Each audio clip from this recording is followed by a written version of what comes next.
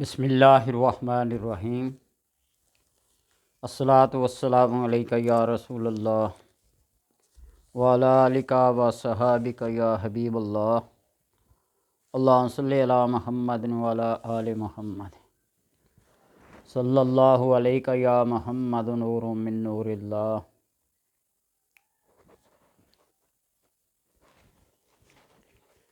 اکثر اور بیشتر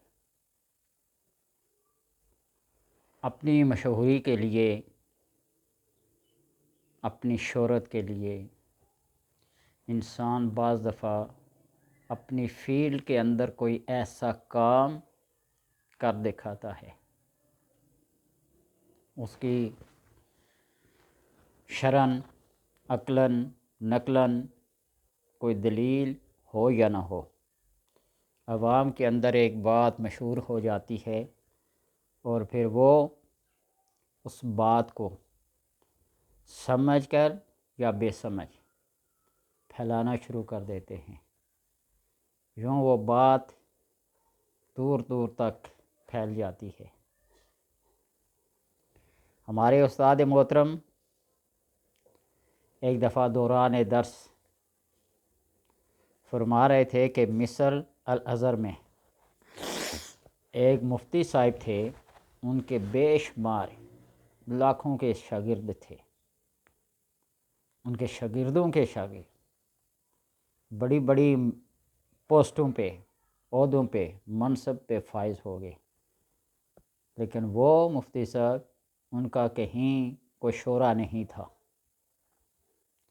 ایک دن سوچنے لگے، انہوں نے کسی اپنے ہم عصر سے، اپنے کسی دوست سے، جاننے والے سے ایسے ہی ضمن ذکر کیا کہ میرے استاد شاگردوں کے شاگرد، ان کے شاگرد بڑے بڑے شہرت یافتہ ہو گئے ہیں اور مجھے کوئی پوچھتا تک نہیں۔ تو فرمایا اس کے دوست نے کہ آپ کوئی ایسا فتویٰ دے دینا جس کا کوئی سر پیر نہ ہو، جس کا عقلاً نقلاً شرعاً کوئی ثبوت ہی نہ ہو۔ انہوں نے پھر ایک ایسا فتویٰ دیا کہ راتوں رات 24 گھنٹے میں ہر چہار سو وہ پھیل گیا۔ جس طرح امام بخاری کی سوانح میں لکھتے ہیں کہ انہوں نے بھی فتویٰ دیا تھا رضاعت کا، دودھ پینے کا۔ تو انہوں نے یہ فتویٰ دے دیا تھا کہ جس بکری کا 2 بچے نے دودھ پی لیا، ان کا نکاح بھی نہیں ہوتا۔ لوگوں نے پھر ملک بدر کر دیا۔ یہ بھی استاد محترم مفتی فیض احمد صاحب سے سنا ہے۔ تو بات یہ ہوتی ہے نا کہ میں ایک ویڈیو دیکھ رہا تھا جس میں ایک بہت مشہور شیخ الوظائف کے نام سے گدھے کے کھر کاٹ کر اس کو گلے میں ڈالو، یہ فائدے ہیں، یہ فائدے ہیں، یہ فائدے ہیں۔ اور اسی طرح ایک کتاب ہے جو میرے آگے بھی یہ موجود ہے، اس میں بھی مرغی کے لیے ایک تعویذ تجویز کیا گیا ہے کہ مرغ کے خون سے لکھ کر گلے میں ڈالے۔ تو اس کی وضاحت یہ کرنا چاہتا ہوں کہ مرغ کا خون جو ہوتا ہے وہ ذبح کے وقت جو تیز دھار نکلتا ہے، دمن مفسوح، وہ حرام ہے۔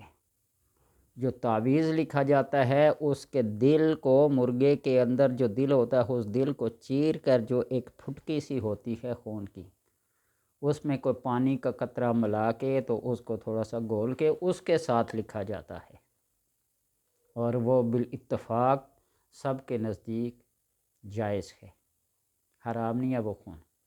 خون وہ حرام ہے جو ذبح کے وقت تیز دھار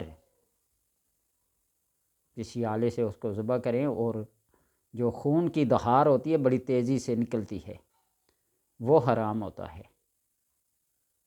اور جب اس کی جان نکل جائے کسی بھی جانور کی تو جو اندر گوشت یا چمڑے کے ساتھ لگا ہوتا ہے خون، وہ حرام نہیں ہوتا۔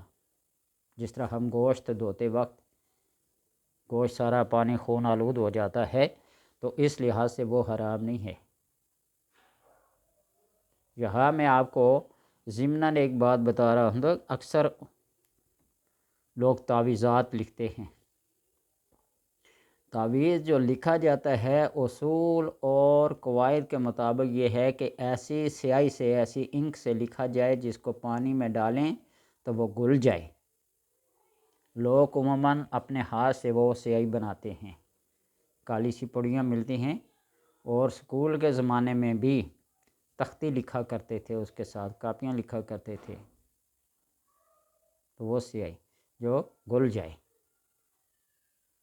باقی جو مارکر پوائنٹر وغیرہ استعمال کرتے ہیں یہ عام رسم بن گئی ہے، رواج بن گیا ہے، اور لوگوں کو تعویذ لکھنے کا اندازہ ہو یا نہ ہو، فن آتا ہو یا نہ ہو، بس نقل کر کے لکھ لیتے ہیں۔ اس کی بھی ایک زکوٰۃ ہوتی ہے تعویذ لکھنے کی۔ تو اس لیے یہ ساری باتیں ذہن میں رکھ کر اگر کوئی یہ کام کرنا چاہتا ہے، شوق کو پورا کرنا چاہتا ہے، پہلے اصول و قواعد کو دیکھے، سمجھے، تو پھر ایسے کریں۔ مرگی ایک ایسا مرض ہے جو ہزارہا تجربات کے بعد بھی، ہیلا اور اختیار کرنے کے بعد بھی، جس کا کارگر ہونا بڑا مشکل ہے۔ ہزار ڈاکٹر، حکیم، طبیب استعمال کریں اپنے اپنے ٹوٹکے، اپنے اپنے تجربات، اپنے اپنے نسخے، اپنے اپنے عملیات، تو اثر ہو جائے تو ہو جائے، نہیں تو اللہ ہی بہتر جانتا ہے کیا حکمت ہے اس کے اندر۔ آدمی بے ہوش ہو جاتا ہے، گر پڑتا ہے، اس کے منہ سے جاگ نکلنا شروع ہو جاتی ہے، ہاتھ پاؤں ٹیڑھے ہو جاتے ہیں۔ بڑا خطرناک قسم کا مرض ہے۔ میں یہ نہیں کہتا کہ جو میں نقش یا عمل بتانے لگا ہوں وہ بڑا کارگر ہے، لیکن جب اللہ تبارک و تعالیٰ کا کلام لکھا جائے، یقین اور اعتقاد رکھا جائے، تو اللہ تبارک و تعالیٰ اپنے اس کلام کو بے اثر نہیں ہونے دیتا۔ آپ نے ایک نقش بنانا ہے، نقش کی ترکیب میں بتاتا ہوں۔ یہ نقش دیکھیے،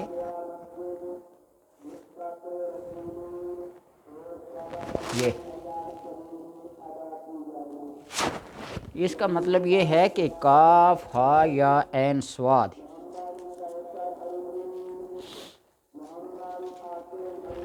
کاف ہا یا عین صاد، یہ وائٹ پیپر آپ لیں گے، کاف ہا یا عین صاد، یوں ایک لمبی لکیر ادھر آ جائے گی، پھر اس کو یوں کریں گے، اس کے سرے پر لکھیں ہا میم عین سین کاف، ہا میم عین سین کاف، پھر اس کو یوں کر کے چاروں طرف سے ایک لائن کھینچیے، کاف ہا یا عین صاد، ہا میم عین سین کاف کی، تاکہ وہ ایک ٹیبل سا بن جائے، مربع سا بن جائے، اور اس کے درمیان میں آیت الکرسی لکھنی ہے چھوٹے چھوٹے حروف سے، اور آیت الکرسی کے چاروں سائیڈوں پہ چار کل یا ایھا الکافرون، کل هو اللہ احد، کل اعوذ برب الفلق، کل اعوذ برب الناس، یہ چاروں طرف لکھنی ہے آیت الکرسی کے چاروں طرف، اور پھر مرگی والے کے گلے میں پہنا دے انشاءاللہ تبارک و تعالی۔ چار کل کی مدد سے اور آیت الکرسی کی برکت سے اس مرگی کا مرض جاتا رہے گا۔ انتہائی مجرب ہے۔ میرے پاس اب تو لوگوں کا آنا جانا میں نے بند کر دیا ہے، لیکن جب آیا کرتے تھے تعویذ لکھ کے دیتا تھا ہاتھ سے، تو یہ بتاتا تھا۔ کئی ایسے مریض آئے ہیں جنات کے مرض کے، مرگی کے اور جادو کے، تو یہ آیت الکرسی جس نقش پہ لکھی ہوئی ہو، آپ اس کو نقش کی صورت میں لکھیں یا ایسے ہی کاغذ پہ لکھ کر اس کو تعویذ کی صورت میں فولڈ کر کے کسی کے گلے میں پہنا دیں، جیب میں رکھوا دیں، اللہ تبارک و تعالی کے کرم اور فضل سے کوئی جادو جنات اس کے اوپر اثر نہیں کرتا۔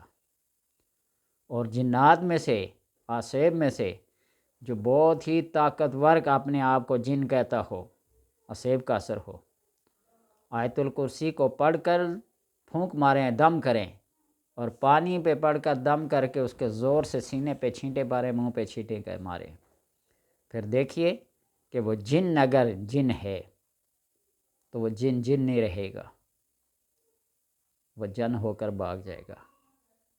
اسی طرح کوئی بھی مرض ہو جسمانی روحانی، آیت الکرسی کا عمل کریے۔ اس آیت الکرسی کے عمل سے جسمانی روحانی نفسیاتی جتنے بھی امراض ہوتے ہیں وہ رفع دفع ہو جاتے ہیں۔ لیکن بات یہ ہے نا کہ اثر ہوتا ہے، کلام چلتا ہے اگر کوئی چلانے والا ہو، یقین ہو۔ میں بار بار اس بات کو ریپیٹ کر رہا ہوں، بار بار اس کو بتا رہا ہوں کہ سورہ مومنون کی آخری 4 آیات جو حضرت عبداللہ ابن مسعود رضی اللہ تعالیٰ عنہ نے ایک مرغی والے پہ پڑھ کر دم کی تھیں، دورہ پڑا ہوا تھا مرغی کا، تو وہ اسی وقت پھونک لگنے کے ساتھ ہی اٹھ کھڑا ہوا، اور اس قبیلے والوں نے حضرت عبداللہ ابن مسعود کو چند بکریاں دیں، وہ لے کے آئے، اور آپ صلی اللہ علیہ وسلم سے آ کر عرض کیا، یا رسول اللہ میں نے ایسے ایسے کیا ہے۔ تو پوچھا کہ کہاں سے سیکھا ہے، تمہیں کیا پتہ؟ تو عبداللہ ابن مسعود نے کہا، یا رسول اللہ آپ کی صحبت میں بیٹھ کر آپ کے اوپر جو قرآن نازل ہوتا ہے اس کے اثرات سے واقف تو ہے نا، آپ کی زبان سے سنا ہے۔ تو آپ صلی اللہ علیہ وسلم نے فرمایا کہ قسم ہے اس ذات کی جس کے قبضہ قدرت میں میری جان ہے، اگر ان آیات کو پڑھ کر پہاڑ پر پھونک جائے، ماری جائے، وہ پہاڑ بھی چلنا شروع ہو جائے۔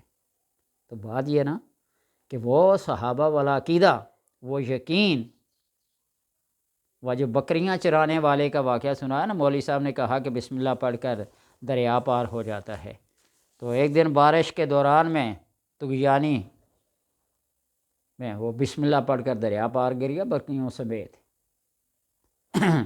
لیکن وہ مولوی صاحب نہیں پار کر سکے، صرف انہوں نے بات سنائی اور سننے والے نے اس کو جان لیا کہ واقعی اس بسم اللہ الرحمن الرحیم کے اندر کوئی حقیقت ہے۔ بابا فرید الدین گنج شکر رحمۃ اللہ تعالیٰ کے پاس ایک بندہ آیا، اس نے کہا کہ جس طرح آپ بسم اللہ پڑھ کے دیگ چڑھاتے ہیں، اس کے اندر سے جو چیز تیار کرنا چاہیں، زردہ بریانی پلاؤ میں بھی، آپ نے فرمایا کہ بسم اللہ پڑھ کر اس کو چڑھایا کرو۔ صبح سے شام ہو گئی، بالن جلا جلا کے دیگ بھی کالی کر دی، لیکن نہ اس نے پکنا تھا نہ وہ پکی۔ وہ اس لیے لکھتے ہیں کہ اس کے ذہن میں بار بار کیا پتہ پکے گی یا نہیں پکے گی۔ تو بات یہ ہے نا کہ اپنے یقین اور اعتقاد کو مضبوط رکھیں، اسی یقین اور اعتقاد کی مضبوطی کی وجہ سے سارے معاملات ہوتے ہیں۔ اللہ تبارک و تعالی سمجھنے کی توفیق عطا فرمائے۔